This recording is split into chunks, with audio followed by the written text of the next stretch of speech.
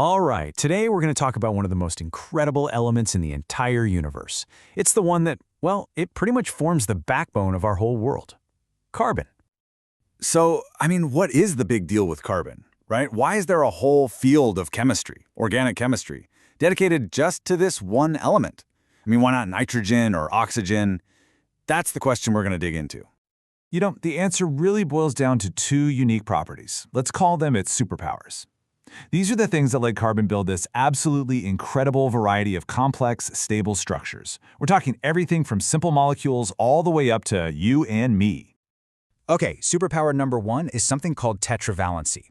Now, it sounds complicated, but it's actually pretty simple. All it means is that a single carbon atom can form 4 strong connections, 4 bonds, with other atoms. Yeah, the easiest way to picture this is to just imagine that every carbon atom has 4 hands. It's always ready to link up and start building. And trust me, this little idea, it's the key to understanding everything about it. And then we have superpower number 2, catenation. This one's wild. It's carbon's ability to use those 4 hands to link up with other carbon atoms. It can form these long, super stable chains, and even rings, creating the molecular skeletons for just a massive range of compounds.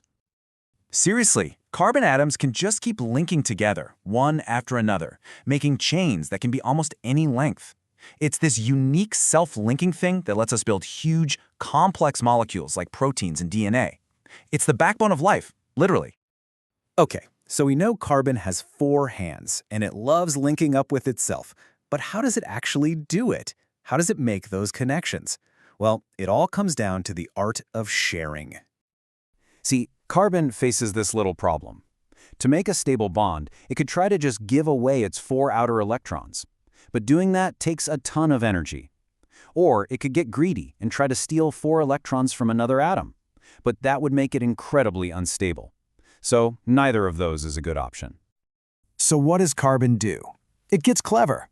Instead of giving electrons away or taking them, it shares them.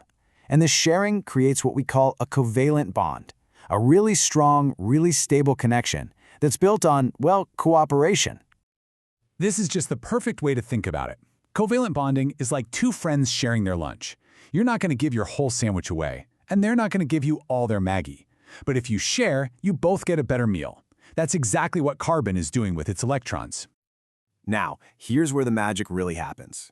When you combine its 4 hands, tetravalency, with its ability to link to itself, catenation, and its genius for sharing, covalent bonding, what you get is, well, you get a nearly infinite universe of possible molecules. It's amazing.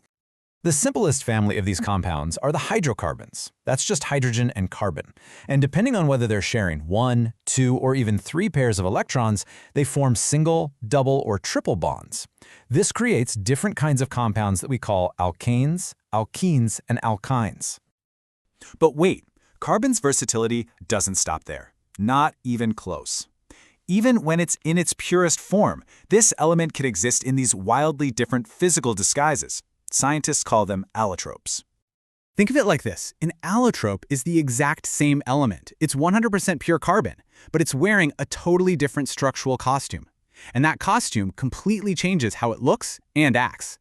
And the difference is just stark. On one hand, you have diamond. It's the hardest natural thing we know of, all because of its super rigid 3D network. On the other hand, you have graphite, which is so soft and slippery we put it in our pencils. It's the same element, but they are worlds apart.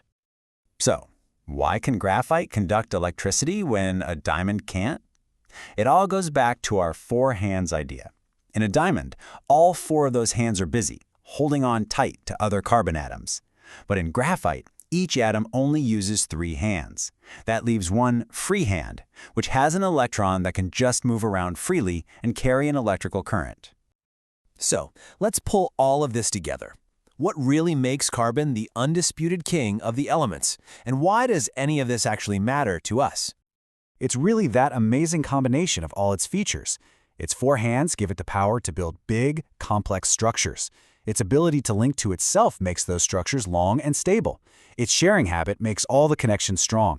And its ability to wear different disguises shows off its incredible physical adaptability. And that's really the big takeaway here. The exact same element that makes the soft tip of your pencil is also the fundamental building block of every single living thing on this planet.